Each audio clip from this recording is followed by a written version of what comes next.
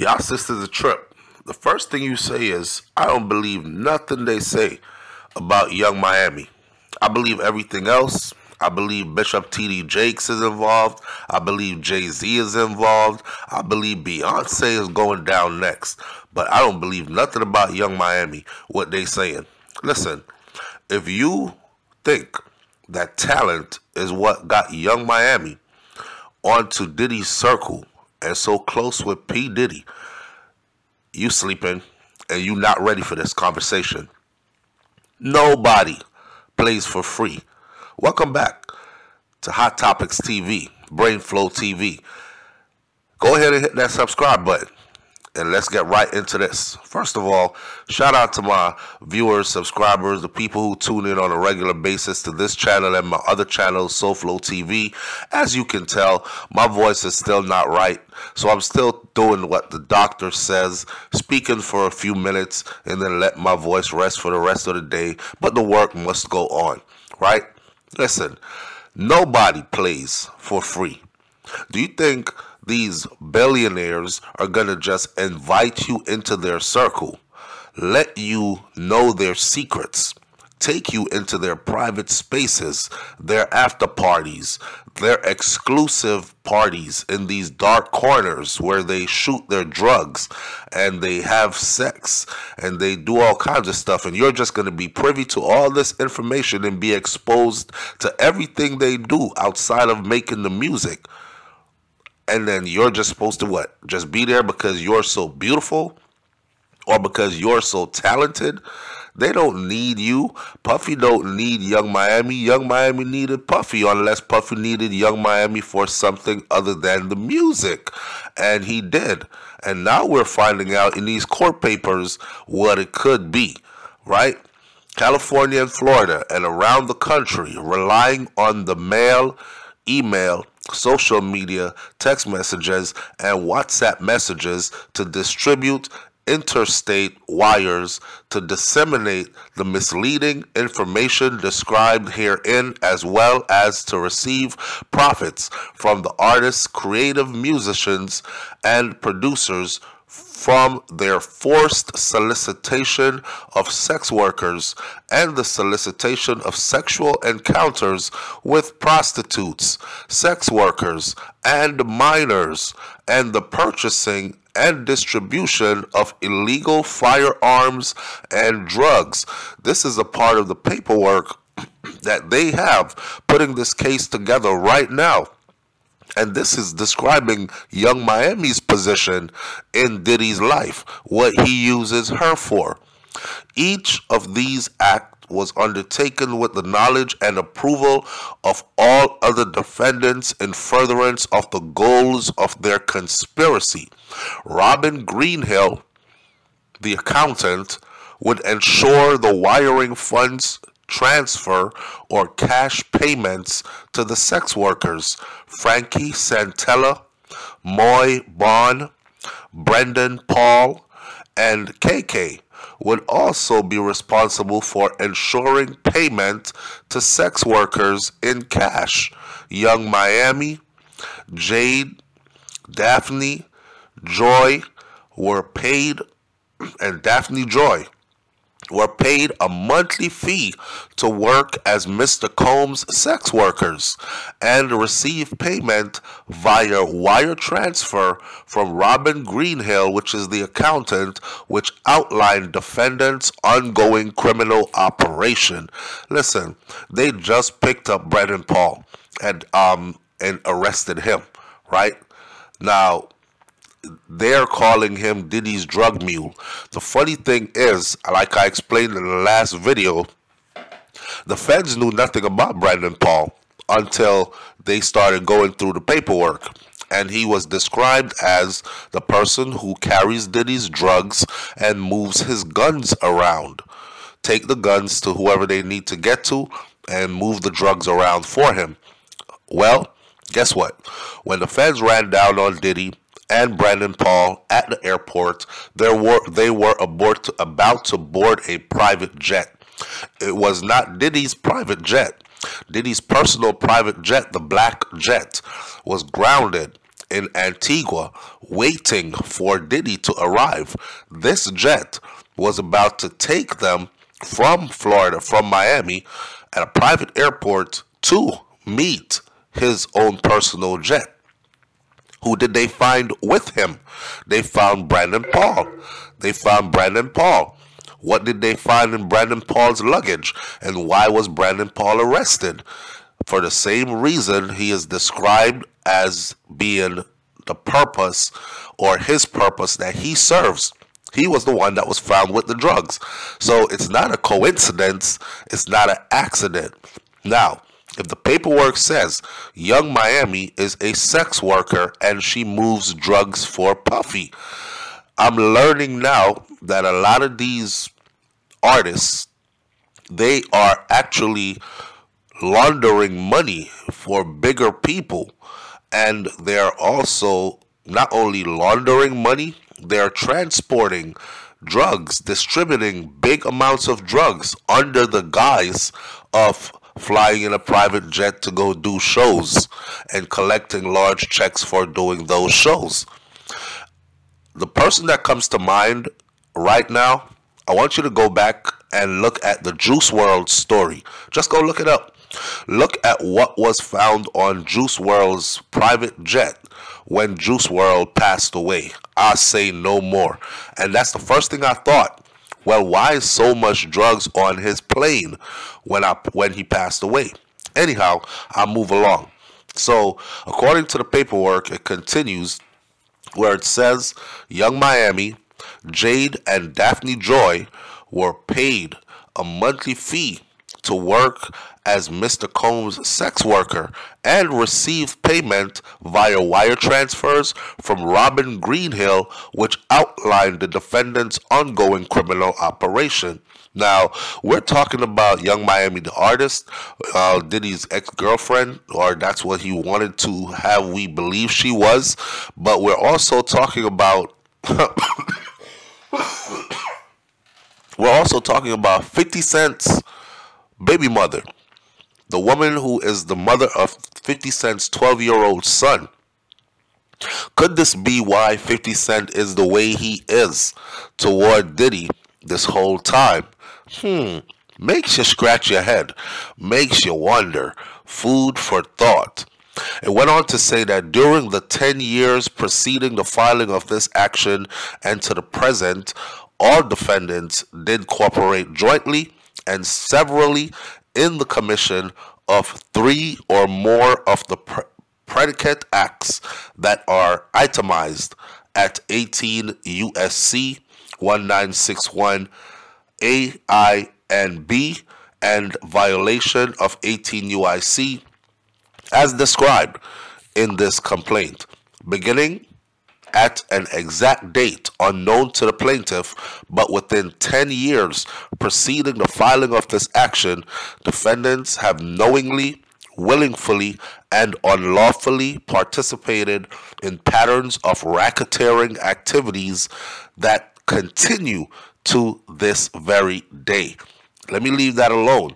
Let me go right into my other piece that I wanted to talk about this morning, and that is probably who this individual actually is. What's his purpose? Y'all might hear me coughing in the background. Please just move past it if I forget to edit that piece out. Here we go. So who's Brandon Paul really? Brandon Paul, who they call Diddy's alleged drug mule, he was arrested at the airport and has his background. Let's talk about his background so we get a better understanding of the individual. Shout out to the Post. It says that the man that was arrested on drug charges at a Miami airport as he attempted to board a private jet with Diddy is only 25 years old. And of course, you got to ask what a 54-year-old or how old is Diddy? 52, 54, whatever. He's somewhere in there. What is he doing with a 25-year-old going around with him all the time? Maybe he's his stylist. Is he his photographer? Is he as whatever the case may be? Let's see. He is from Ohio.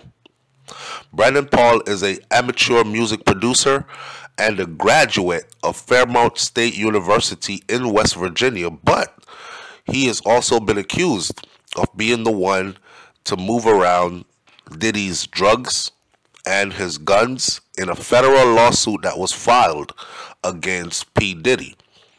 Paul was taken into custody on Monday at the Miami Opa-locka Airport after federal agents intercepted Diddy's plane, which he was just about to board.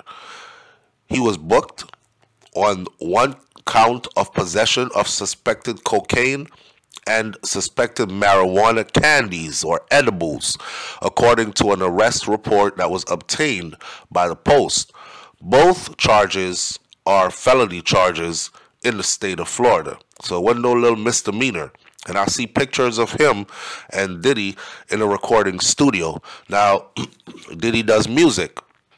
If Brandon Paul is around him and they're in a recording studio and he is listed as a amateur music producer, he could easily pass him off as a protege. But you got to ask yourself, there are millions of guys who went to school for this. Audio engineering, Full Sail University, whatever you want to call it. They're certified. They do good music. They make beats. They mix and master to perfection, to radio quality. And yet still, Diddy will look right over them and go for a Brandon Paul. Right. He is an amateur music producer who also worked on the album, the Love album, with Diddy. Imagine being that lucky. Imagine being that lucky. Now, the 6 foot, he is 6 feet tall. He's from Ohio. He was bailed out of jail immediately. And the drugs that was found in his bag have not been linked to Diddy, nor was Diddy arrested in the event. Why? Because that's how the law works. If me and you were riding in a car and they found a gun in the car, there's 4 of us in the car. If nobody says it's theirs, if all 4 of us goes, I don't know whose gun that is, guess what the law does? The law charges all of us with illegal possession of a firearm. All 4 of us. They don't just pin it on one person. But if one of us out of the 4 says, it's mine, that one person gets charged. So it's kind of like I explained yesterday, like Boosie said, you always got to have that fall guy. Diddy got to have his drugs with him everywhere he goes, so he pops it when he needs it, chew some edibles, snort a little bit of coke, whatever. But he can't have it on his person in case he gets rushed by the feds at any given time. He got to have somebody there who has it on them, who could take the fall and say that's theirs, right? Paul is originally from Shaker Heights, Ohio. Still resides in the state of Ohio according to the police report, which his ID actually carries the address of Charging Falls near Cleveland.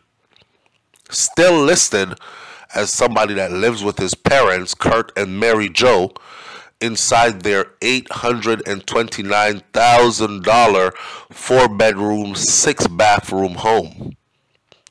I would say his parents got money, or I would say his money is paying for his parents' lifestyle, but everything is in his parents' name, to make it seem like he is just still living with his parents. That's almost $1 million home with 6 bathrooms and 4 bedrooms. Paul attended a private boarding school in New England. Not everybody can afford that type of life. Private school, one thing. Private boarding school, that's usually people with a bit of money send their kids to these types of school, right? He went to Brewster Academy.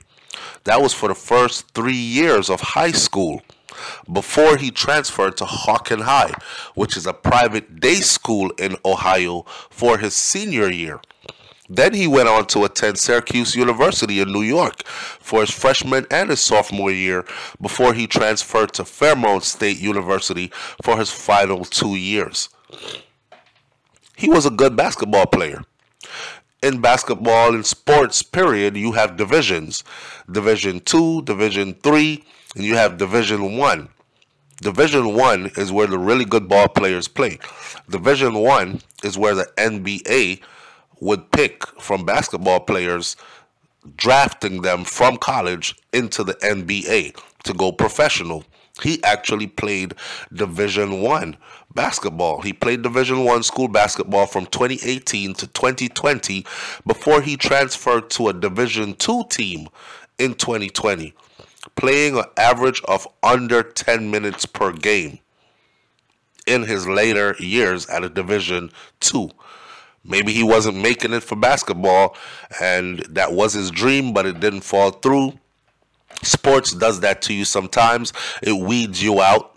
You start thinking this is going to be my dream until you get around guys that are bigger, stronger, faster, more aggressive at the game. You realize that this ain't really my calling, right?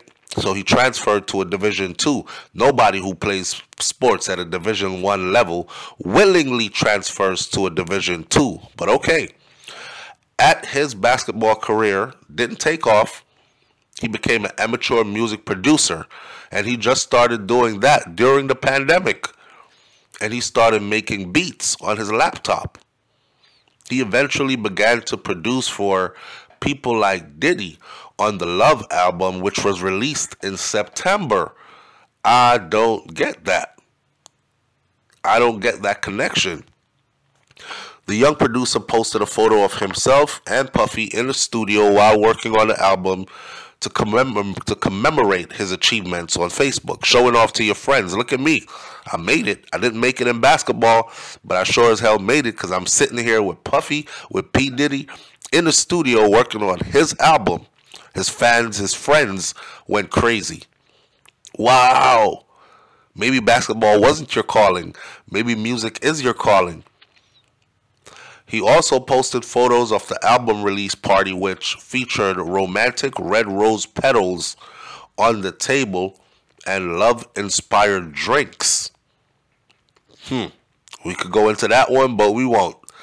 Paul also posted a photo of Puffy's private all-black G550 Gulfstream jet to his social media in October, calling his time with the artist visceral, surreal. There are all these black SUVs lined up, leading up to the private jet. Obviously, he had been flying on a private jet. How did someone go from virtually a nobody in the music world to jumping on P. Diddy's private jet to working on his album? There's a purpose for him. You know, even the person we know today as 2 Chainz, 2 Chainz used to be the weed man for a lot of celebrities.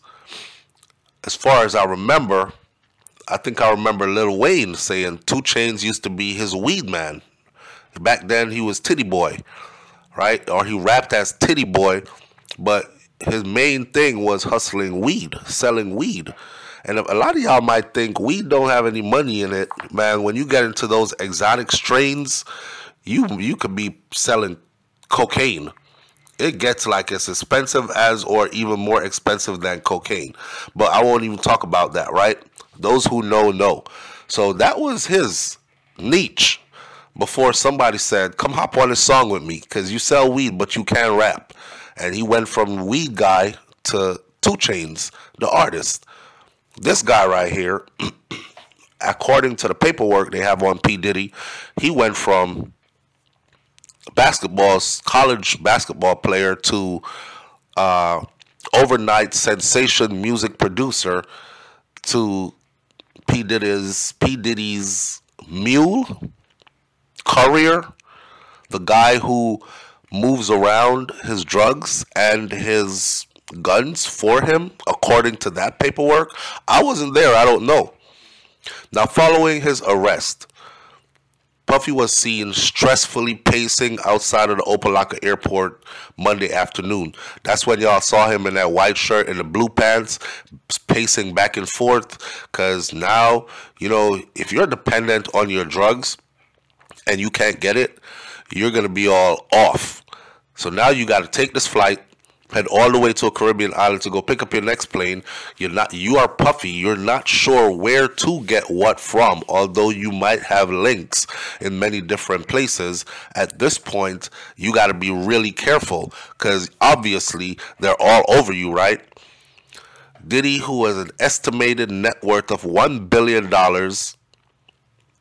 as we all know already, had all his mansions raided and equipment and other so-called evidence has been confiscated from these houses, and it is said that the raid is a part of a federal sex trafficking investigation, according to law enforcement.